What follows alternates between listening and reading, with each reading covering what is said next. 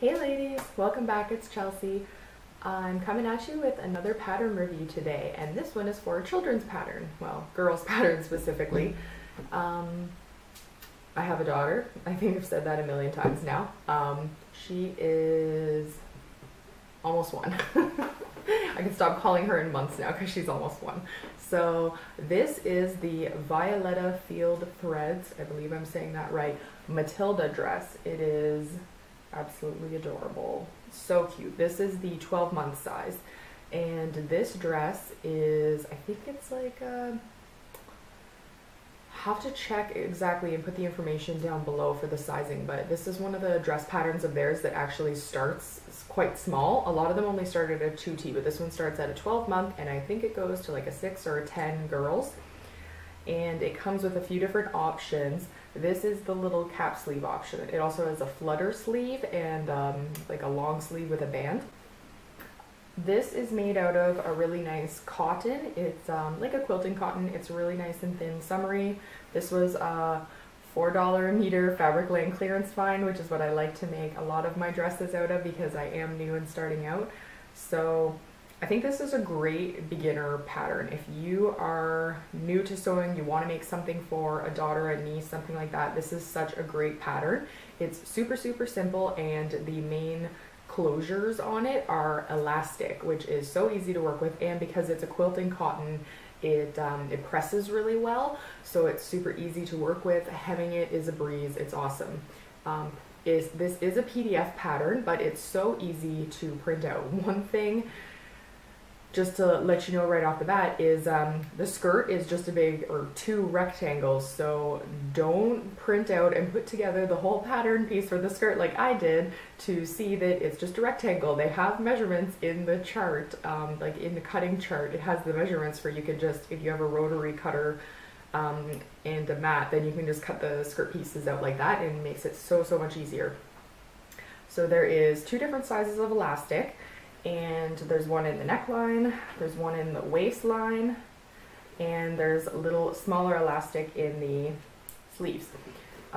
Fits super cute. I actually ended up, this is exactly off the size chart for the 12-month, except I measured my daughter's waist, and the measurement of the elastic that they wanted you to put in, like the finished measurement after you put it together and sew it, which loses about a ½ inch, maybe an inch, it was going to be smaller than her waist measurement, and because she is really small and she's still crawling around most of the time, I didn't want it to be digging in, so I did make the waist elastic an inch bigger than the pattern called for, which I'm really glad I did because it fits her very nice. But I also did the same thing for the neckline, because in the pattern, the neckline and the waistline, the elastic was the same length, so I figured, oh, if I need the bigger waistline, then I probably will need the bigger neckline, which was a mistake. As you can see, it almost looks like an off-the-shoulder top, which would probably be really cute if she was not a year old, but I didn't end up changing it. I think it looks really cute.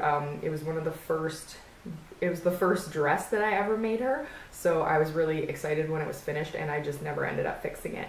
And this is also one of the first garments that I ever finished the inside seam. So a friend of mine told me that I would be so much more proud of the things that I make if the inside of it looks nice. I don't have a serger, so I just finished this. I don't know if you're gonna be able to see this. Let's see, get out of the way. Anyways, I finished it using the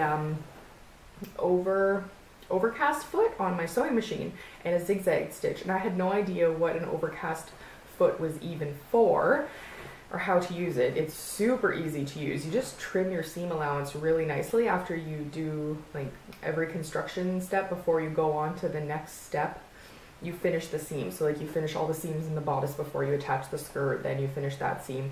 It just makes your handmade garment look so much nicer from the inside, even if you don't have a serger, and it stops it from fraying. And I think for a child's garment especially, it makes it a lot more comfortable. So there's not really anything in this pattern that, like there's really nothing tricky. There's nothing that you need to watch out for.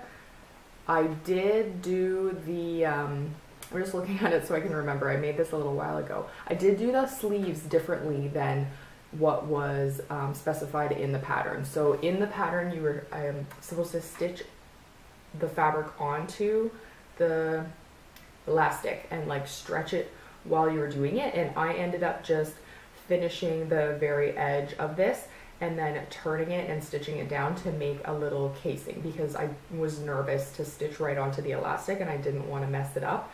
So I did that instead and it worked perfectly. But if you're a little bit braver, know your machine a little bit better. At that point, this was the first garment that I made in a really long time, and I wasn't sure if my machine would handle stitching on top of elastic very well. Now that I've been sewing with it for 6 months, I know that that would be fine. Well, I've been sewing with it for almost a year, but I've been sewing garments with it for a little over 6 months. That wraps up this pattern review. If you have any questions, leave them down below. I will leave the link to this pattern if you want to check it out in the description box. Thank you so much for watching. Subscribe if you want to catch more pattern reviews from me. Thanks. Bye.